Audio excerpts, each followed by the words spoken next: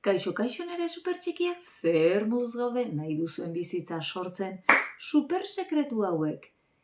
Praktikan jartzen espero dut baietz.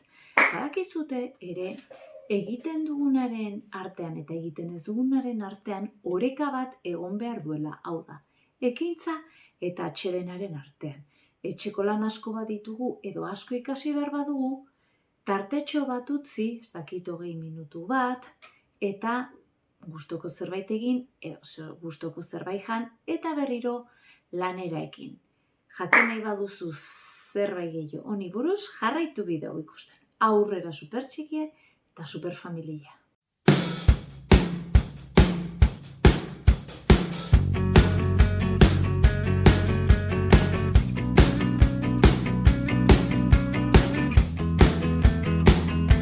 Ezaztu trilogia honetan dituzula supersekretu guztien erramientak eta web orrian kriston entrenamendu bat zure bizitza txikitatik sortzeko ez galdu.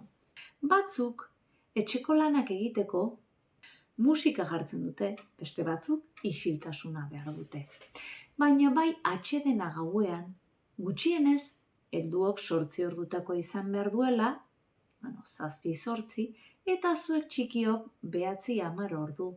Oso garrantzitsua da atsedena hartzea. Zergatik, zientziak dio, hazkundearen hormona gauetan 10-12 lan egiten dula gehiena zuntza guztiak erreparatzeko. Beraz, 10 baino beranduago ez da komeni ohera joatea. Oreka horretan aprobetxatu ere despejatzeko lagun honekin egoteko. Oso garrantzitsua da momentu horiek ondo elikatzea.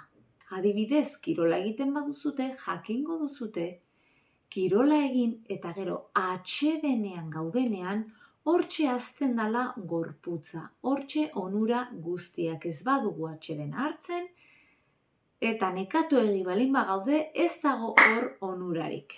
Atseden hauek eremu guztietara eraman behar ditugu demagun, lagun min bat duzula eta beti berarekin egon nahi duzula. Kontuz, gehiegi goten bazeate, norbait agobiatuko da eta kalte egingo dio. Eta beste eremuetan ere eragina izan dezake. Bestalde gu helduok egin dezakegun hoberena gure seme-alaba laguntzeko gure iraganarekin pakeak egitean datza.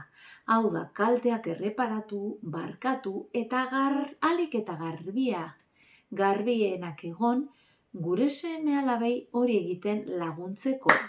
Gure seme-alabei horrela erresago erakutsiko dizkiogu liskarrak erreparatzen. Ta noiz jakingo dugu garbi gauden, amorruz garbi gauden, suposatzen dugu guri kalte egin ziguten hoiei, hoberena opatzen diogunean bihotzez. Pentsamenduak nola zuzendu behar ditugu beti esaten dugu, zure helburu eta ametxetara. Zer da inbiria beste batek lortzen duenean, zu nahi duzuna, baina erabilien biri hori zure alde.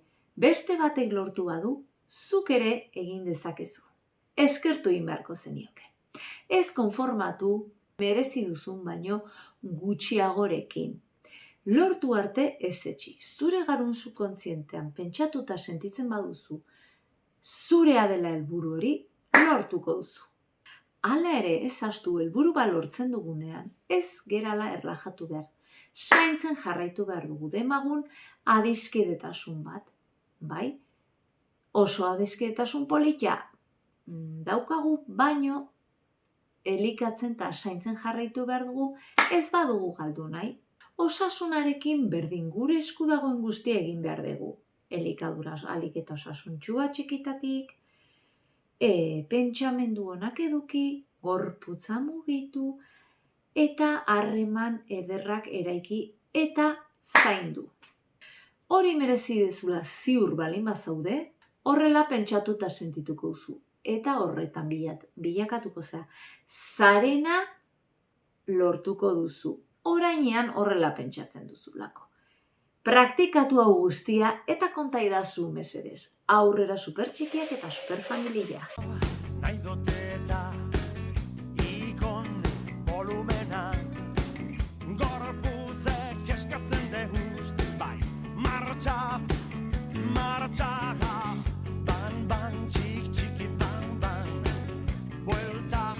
vueltak eman, bang, bang, nakabu bako.